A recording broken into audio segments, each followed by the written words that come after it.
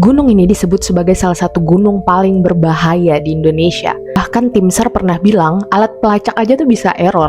Ini tuh nggak setinggi Semeru, nggak setinggi Rinjani, tapi disebut sebagai kuburan para pendaki. Ada yang bisa tebak? 1, 2, 3. Gunung Salak.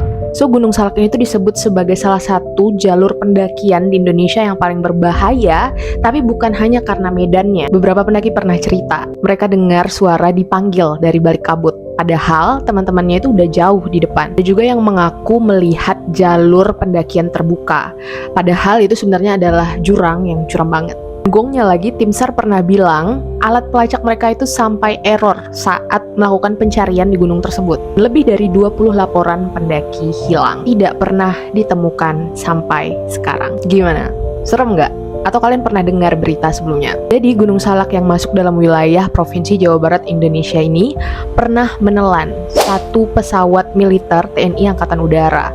Dan mungkin kalian juga pernah baca berita sebelumnya tentang kecelakaan pesawat Sukhoi tahun 2012 dan seluruh penumpangnya tewas. Masyarakat sekitar percaya gunung ini dianggap sebagai gunung yang sakral, disebut sebagai pintu dunia lain yang dijaga oleh makhluk halus penunggu Gunung Salak. Ada juga yang percaya tempat ini adalah portal menuju dimensi lain. Mungkin sebagian dari kita skeptis terhadap hal ini, tapi kalau misalkan kita wawancara penduduk lokal, mereka tentu selalu akan mengingatkan jangan coba-coba berbicara hal yang sembarangan ketika kamu mendaki di gunung ini. Jangan buang makanan sembarangan, jangan sembrono kalau buang air, jangan pernah sekali-sekali berpikiran kotor ketika kamu sedang mendaki. Karena penduduk lokal percaya, di sana pendaki itu cuma tamu.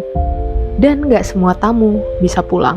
Oke, itu dari sisi urban legendnya. Sekarang kita bahas dari sisi ilmiah. Nah, kalau dari sisi ilmiahnya, kenapa kompas di Gunung Salak itu bisa muter-muter sehingga bisa menyesatkan pendaki? Itu karena di Gunung Salak terdapat anomali medan magnetik. Gunung Salak ini kan merupakan kawasan vulkanoaktif ya, mengandung bebatuan bermagnet tinggi, terutama batuan basalt dan andesit. Nah, bebatuan ini tuh bisa mempengaruhi medan magnet bumi secara lokal, sehingga menyebabkan anomali magnetik. Itulah kenapa kompas berputar-putar. Efeknya juga bereaksi kuat terhadap magnet, sehingga bisa mengacaukan alat navigasi, kayak GPS itu juga nggak berfungsi di sana. Nah, topografinya Gunung Salak itu terjal, lembah dalam, dan vegetasinya itu rapat banget, yang menyebabkan sinyal GPS sulit ditangkap, dan peta digital tidak akan akurat. Apalagi saat cuacanya berkabut atau cuaca buruk. Belum lagi kalau misalkan pendaki terkena hipotermia yang bisa berhalusinasi. Jadi kayak gitu guys ceritanya. Kalian di mana? Yang lebih percaya urban legend atau yang percaya dengan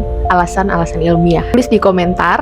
Dan kalau misalkan kalian juga udah pernah mendaki Gunung Salak, coba kasih tahu pengalaman kalian saat mendaki.